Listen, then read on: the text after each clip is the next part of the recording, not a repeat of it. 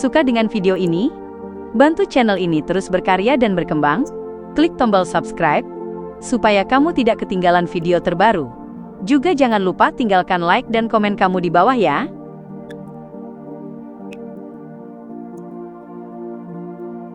Saat klien memandang bar yang begitu sunyi, hingga ia bisa mendengar suara napas, ia sempat tertegun. Barulah kemudian ia melangkah masuk dan berjalan lurus ke meja bar, seolah tak terjadi apa-apa.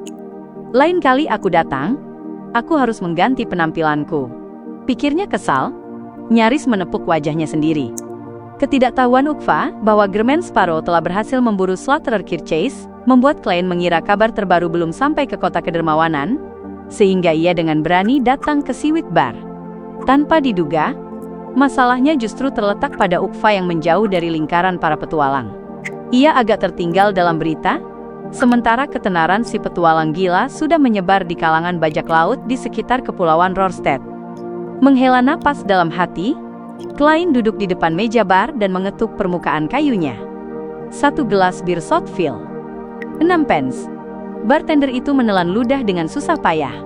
Klien mengeluarkan beberapa koin tembaga pence dan meletakkannya di depan pria itu. Tanpa mengubah ekspresi, ia bertanya, "Ada perkembangan terbaru?" Bartender itu mengambil uang tersebut dan dengan hati-hati menyajikan bir kepada Germain Sparrow. Lalu, dengan senyum terpaksa, ia berkata, "Admiral Amirius Reveld telah dipindahkan kembali ke Backlund. Admiral Robert Davis menggantikannya, menjadi komandan angkatan laut berpangkat tertinggi di perairan sekitar bagi kerajaan. Situasi kepulauan agak tegang, dan banyak kru bajak laut mengirim orang untuk mengumpulkan intelijen. Admiral Amirius akhirnya terseret oleh ulah saudaranya dan kehilangan jabatannya. Namun, selama ia tidak terlibat langsung, mengingat statusnya sebagai demigod, seharusnya tidak akan lebih buruk lagi baginya. Setidaknya, ia masih bisa mempertahankan perlakuan yang ia terima sebagai admiral. Keluarganya juga tidak akan tersentuh. Setelah badai ini mereda, mungkin ia masih punya peluang kembali menjadi pejabat tinggi angkatan laut." Klien meneguk birnya dan bertanya sambil lalu, "Robert Davis berasal dari keluarga mana?" "Tidak, dia bukan bangsawan. Dia salah satu perwira langka yang naik perlahan dari bawah hingga menjadi admiral. Di Laut Berserk, Pulau Sonia, dan Balam Timur, dia telah mencatat banyak jasa besar." Bartender itu teringat pujian yang dimuat surat kabar tentang Admiral Robert Davis baru-baru ini. Setelah jeda sejenak, ia menambahkan, "Namun, saya dengar dia mendapat dukungan dari banyak bangsawan." "Ya, di Angkatan Laut Kekaisaran, admiral yang berasal dari keluarga kerajaan atau aristokrat, atau memiliki hubungan dekat dengan mereka, setidaknya mencakup 80%. Sisanya 20% kebanyakan adalah admiral muda dan wakil admiral." Klien sudah lama mengetahui situasi ini dari dokumen yang ia terima dari Amirius Reveld. Dibandingkan itu, kondisi di Angkatan Darat jauh lebih baik. Germain Sparrow tidak melanjutkan pertanyaan, seolah fokus menikmati minumnya. Bartender itu pun menambahkan, "Dalam 2 hingga 3 bulan terakhir, kelompok perlawanan sangat aktif. Mereka terus mencoba menghancurkan jalur kereta atau memblokade jalan umum. Kantor Gubernur Jenderal dibuat pusing, terpaksa mengerahkan banyak tentara untuk menjaga kelancaran lalu lintas. Namun, kelompok perlawanan jarang bentrok langsung dengan mereka. Aku tahu itu. Semuanya berjalan sesuai rencanaku. Di tempat di mana penduduk asli dan ras campuran mencakup 80%, tidak sulit bagi kelompok perlawanan untuk mengumpulkan intelijen yang akurat. Ditambah sponsor dari luar, bukan hal sulit bagi mereka untuk bertahan dalam jangka pendek. Dulu mereka berada dalam situasi genting sepenuhnya karena Kalvetua adalah ular laut yang irasional. Ia sering mendorong mereka menyerang titik-titik penting di kota, bertempur langsung melawan angkatan laut dan tentara kerajaan Loen." Klien bergumam dalam hati dengan puas sambil meneguk lagi birnya. Ia juga telah memperingatkan kelompok perlawanan agar tidak terlalu aktif. Jika mereka memaksa kantor Gubernur Jenderal ke sudut, kerajaan Loen mungkin akan mengirim Beyonder urutan 5 atau bahkan demigod yang mahir dalam pengejaran dan pelacakan. Dengan kekuatan kelompok perlawanan saat ini, mustahil bagi mereka untuk melawan. Atas nama Dewa Laut, instruksi klien adalah mempertahankan situasi sekarang sambil sedikit memperbaikinya dan menunggu perubahan situasi global. Ini bukanlah dugaan tanpa dasar. Berdasarkan berbagai umpan balik dari Nona Justice dan penegasan wawasan dari The Hanged Man, dapat dipastikan bahwa setelah kerajaan Loen menyelesaikan reformasi internalnya dan menjadikan kapal perang lapis baja lama serta yang baru ditambahkan sebagai kekuatan utama tempur, perang melawan koloni di benua selatan hampir tak terelakkan. Ia minum dalam diam hingga bartender selesai melayaninya. Lalu ia mengenakan topinya, bangkit, dan meninggalkan bar, langsung menuju penginapannya. Sepanjang jalan, ia melihat anak-anak berkulit perunggu berambut keriting, serta penduduk asli dengan jaket coklat dan pantalon. Mereka entah menyingkir ketakutan tanpa berani mengangkat kepala, atau meringkuk di sudut sambil menatap Klein dengan ekspresi rumit. Klein tersenyum tipis tanpa daya dan kembali ke kamarnya dalam diam. Ia tidak segera mengubah penampilan dan pergi ke berbagai bar untuk mencari bajak laut. Ia yakin mereka akan bersembunyi sepanjang malam dan tidak muncul lagi. Saat Klein berencana memasuki buku Grossel's Travels untuk menjelajahinya, terdengar ketukan di pintunya. Tanpa perlu bertanya, begitu ia menggenggam gagang pintu, sosok tamu itu secara alami muncul dalam benaknya. Seorang pria parubaya mengenakan mantel merah tua dan celana putih panjang. Ia memakai topi berbentuk kapal. Di sudut mata, mulut, dan dahinya tampak jelas kerutan. Ia tak lain adalah Kapten White Agate, personel militer, Jas Allen. Mengesankan. Berita kemunculanku di Bayam baru saja menyebar, dan dia sudah berhasil menemukan tempat tinggalku. Tentu saja, itu karena aku tidak berusaha menyembunyikan diri. Aku langsung memakai dokumen identitasku untuk check-in. Klein memutar gagang pintu dan membukanya. Ia menyapa dengan sopan. Selamat malam. Selamat malam. Aku sangat senang melihatmu kembali ke Bayam. Ellen melepas topinya dan masuk tanpa ragu. Ada urusan? Klein menarik kursi dan duduk. Ellen duduk berhadapan dengannya dan terkekeh. Bukankah kunjungan seorang teman adalah hal terpenting? Kau benar-benar pandai bicara. Sayang Anderson sudah pergi? Kalau tidak dia bisa belajar darimu. Klein entah mengapa merasa tersentuh.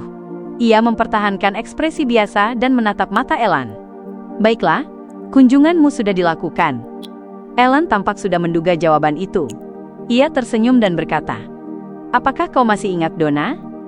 Tentu saja, dia dan adiknya menggemaskan. Entah mereka sudah pulih dari ketakutan yang kuberikan terakhir kali dan berhenti penasaran pada dunia misterius atau belum. Dengan tenang Klein menjawab, aku tidak amnesia.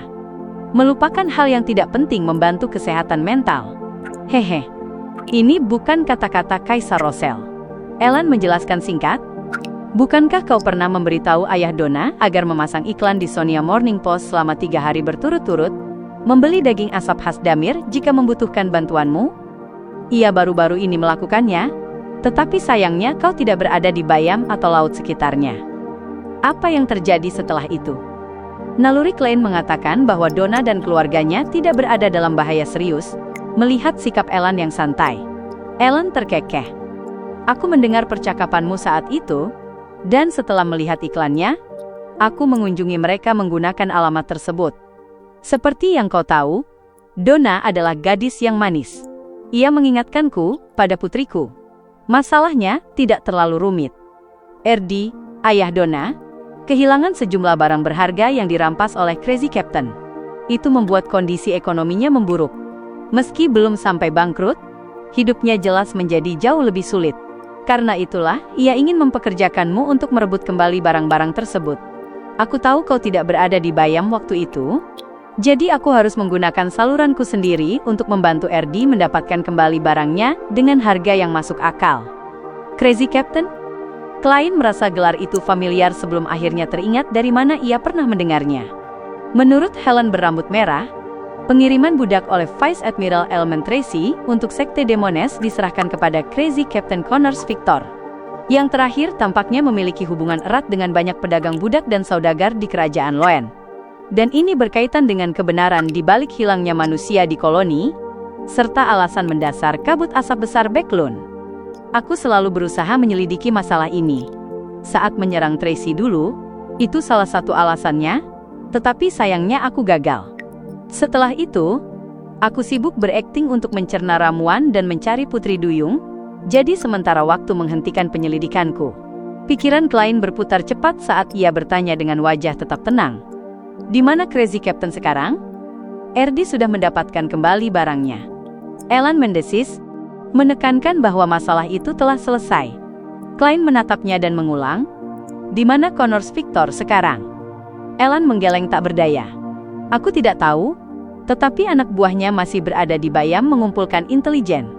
Seperti yang kau tahu, Admiral Amirius telah kembali ke Backlund dan digantikan oleh Admiral Davis. Banyak perubahan terjadi, jadi para bajak laut perlu memahami situasi terbaru.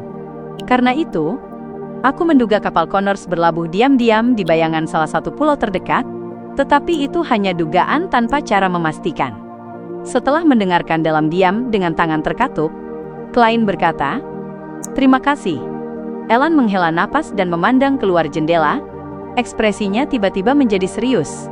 "Aku datang hari ini untuk memberitahu bahwa kau terlalu mencolok. Para petinggi mulai memperhatikanmu. Seorang yang mampu dengan mudah membunuh Kirchhoff tidak mungkin diabaikan. Sebaiknya kau berhenti menggunakan identitas ini untuk check-in. Jika tidak, kau mungkin akan menghadapi masalah yang sulit." Klein mengangguk serius. "Baik." Ia sangat berterima kasih atas peringatan Kapten Elan, tetapi tidak menunjukkannya di wajahnya. Setelah Elan pergi, Klein segera mengubah penampilannya, berpindah penginapan, dan memastikan ia tidak dilacak oleh militer. Setelah semuanya selesai, ia mulai mempertimbangkan pencarian Crazy Captain Connors Victor. Bagi orang lain, ini tugas yang amat sulit, tetapi Klein memiliki kartu traf. Ia akan menggunakan Sea God Scepter dan berkomunikasi dengan makhluk laut di sekitarnya. Selama Connors Victor berada di perairan Kepulauan Rorstedt, mustahil baginya bersembunyi dari Klein. Tentu saja, dengan syarat ia memiliki cukup waktu untuk melakukan pencarian.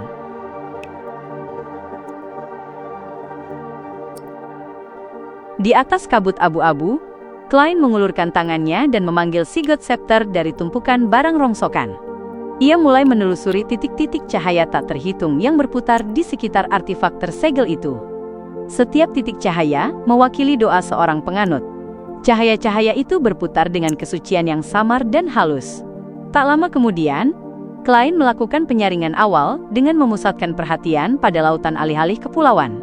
Setelah ia mengisolasi Sea God Scepter di atas kabut abu-abu, ia tak dapat langsung menggunakan artefak ilahi itu untuk merasakan perairan di sekitarnya dan melakukan sesuatu secara efektif. Ia harus mengandalkan adegan-adegan dari doa para penganutnya sebagai dasar, sebelum menjangkau sejauh 5 mil laut untuk memengaruhi makhluk-makhluk bawah laut yang bersesuaian. Klein memancarkan spiritualitasnya dan menyentuh salah satu titik cahaya. Ia melihat seorang penduduk asli sedang melaksanakan doa rutinnya pada sore hari di atas perahu nelayan sebelum merapat.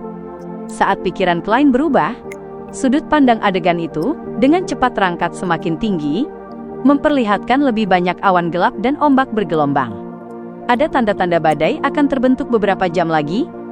Benar, aku memang merasakan atmosfer yang menekan saat berada di luar. Itulah sebabnya Elan mengatakan bahwa kapal Crazy Captain Connors kemungkinan bersembunyi di bayang-bayang suatu pulau. Itu untuk menghindari badai. Klein mengetuk tepi meja berbintik-bintik itu sambil bergumam dalam hati. Setelah menyimpulkan hal ini, pencariannya menjadi jauh lebih mudah. Ia tak perlu menyisir perairan yang luas. Yang perlu ia lakukan hanyalah memusatkan perhatian pada pulau-pulau berbeda di sekitar perairan tersebut.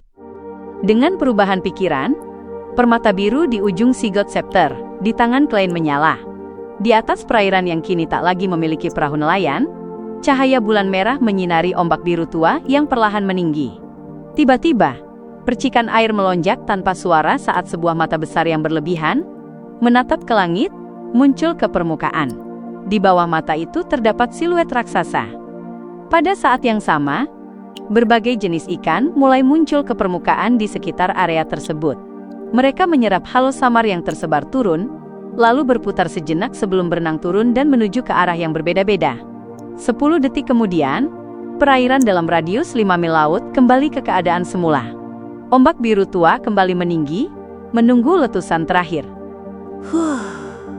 Ini agak menguras tenaga. Klein mengangkat tangan kirinya untuk memijat pelipisnya. Ia bukan sekadar mengomando makhluk-makhluk laut itu. Ia juga menganugerahkan mereka sisa spiritualitas Beyonder sampai batas tertentu.